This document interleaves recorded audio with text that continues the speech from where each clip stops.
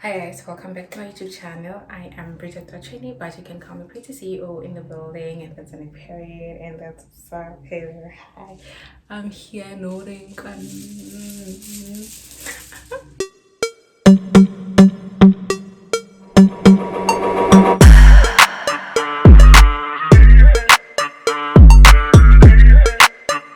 So today I'll be sharing with you 7 important tips I wish every first year student should know. These are the tips, or these are the points I wish somebody told me earlier that I should make use of them in your first year going forward. So the first point, we have something that is called lecturers consultation hours.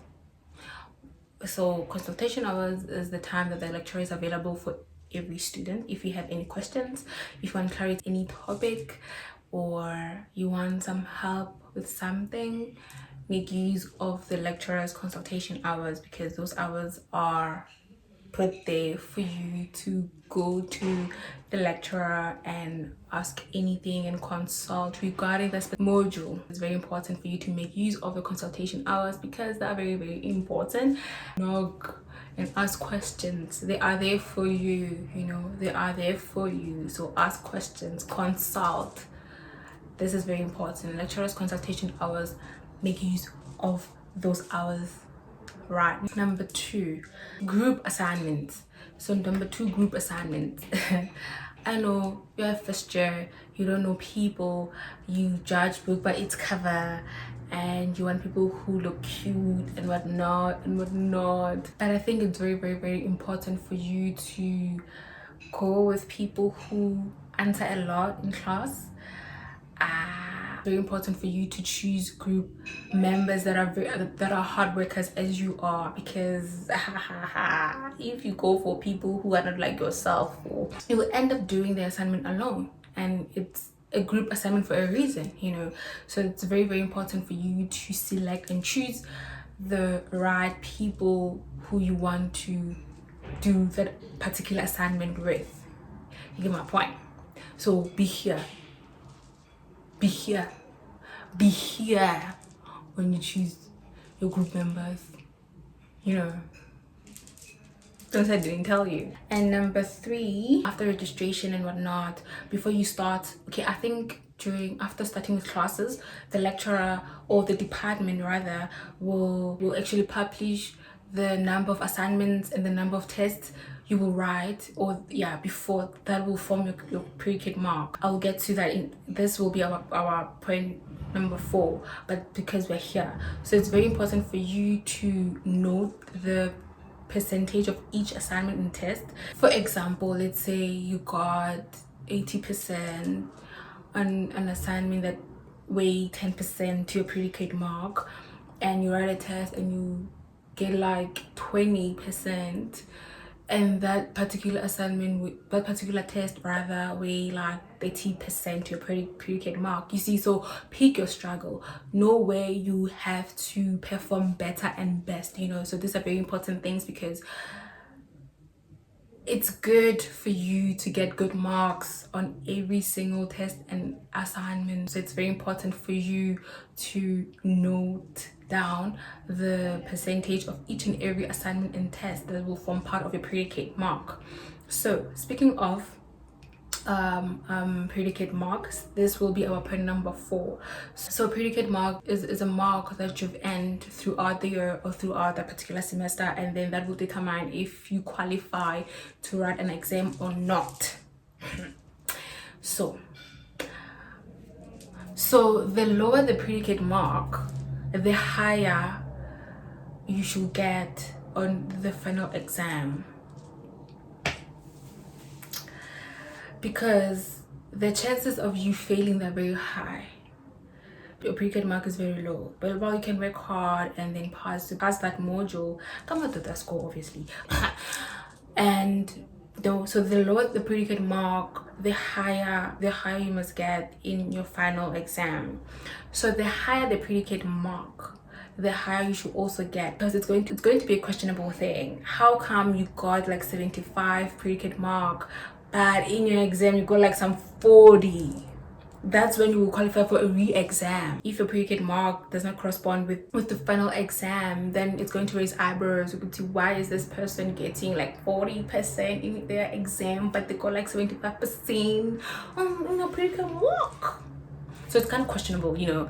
So it's very important for you to balance your things properly. So let's say, for example, you got some good 75%, your predicate mark is some 75, it goes 75%, but in your exam you got like some bad 40%. Then you will qualify for your exam, because you'll be like, how come? You know.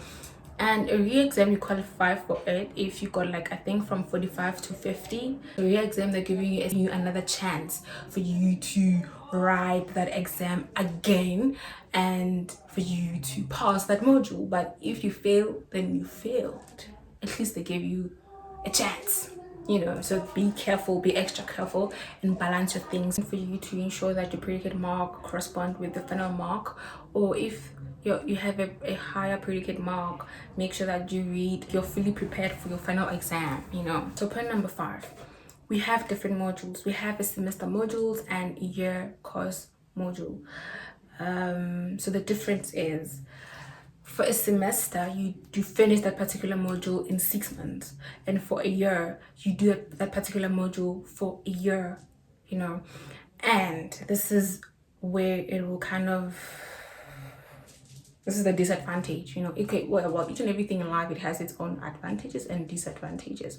So here, with the year module, this is where my worry is. Let me break it down for you. We have a year module that is a major module, and we have a year module that is not a major. Like, you can still do it in your second year or third year, you know, but it's a year module. So the tricky, my worry is with the year module that is a major module, you know.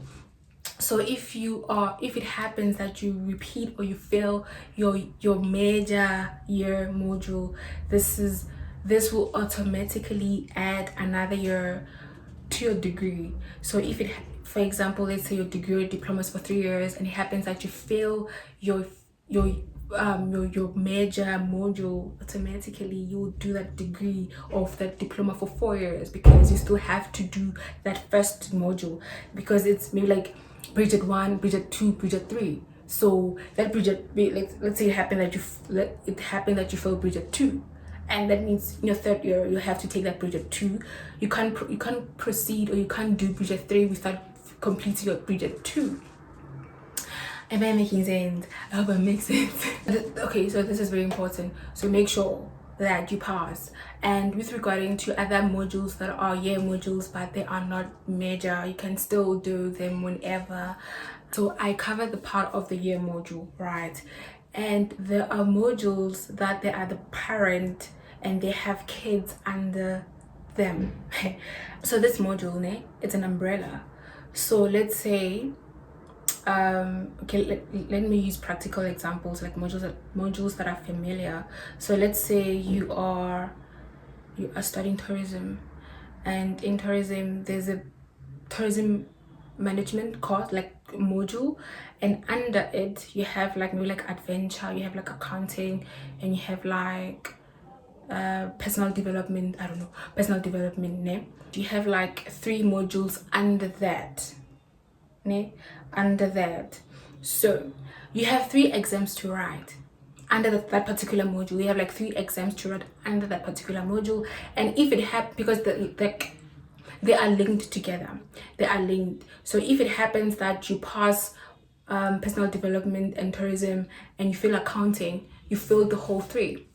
So like you are going to repeat the entire module regardless of you passing these 2. I hope I'm making sense. You get my point. So it's very, very important for you to know the type of module you are registered for, and how to pass it, and how to come about it, because one small mistake, go add another 6 months, you go add another 1 year, just by not knowing, you know. Just confirm and talk to your classmates go to your lecturer and attend classes, people. Like first years, I don't know how I should emphasize this. Attend classes. Don't be like your seniors, don't be like repeaters. There's nothing wrong with repeating a module, but most of them, if you ask why are they repeating, it's either like they're working, like they don't attend classes, or they have a lot on their plate. So it's very important for you to attend classes. So point number 6 is tutorials. So each and every department, there are posters. No, there are posters or notice boards with the department tutors, and maybe the posters have their contact details on. So it's very important for you to maybe like be here, man. Like just be here and make use of those tutoring classes. Attend, inquire. If you are afraid of your lecturer, you can actually consult with your tutor. And then if they do have tutorial classes, you can still attend tutorial classes. And basically this is it, make use of tutorial classes. And the last but not least, so the issue of residence in traditional residences, I'm not going to touch on accredited residences because they do have their own rules and their own way of doing things, and their rules or their requirements are not that strict. They are not that strict. As long as you have funding, they'll definitely give you a place to sleep. But then I want to talk about traditional residences. This is a school residence, you know, it's owned by that particular university. So it's very important for you to know their requirements, because okay, when you're doing your first year, this is like me talking to you going to your second year, and then these are the things that you must do in your first year while you're still doing your first year, because it will help you going forward. So in your first year, they don't require a lot for your if you like for a space, if you qualify, if you do have a sponsor, and then they will definitely, if like they do have a space and then you do have a sponsor, they will definitely accept you, and then you will move in and stay at yours.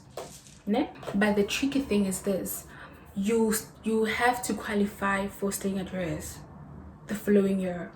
Going forward, you have to qualify for staying at race. So different percentage in different races, but I think the minimum is 65%, your average percentage.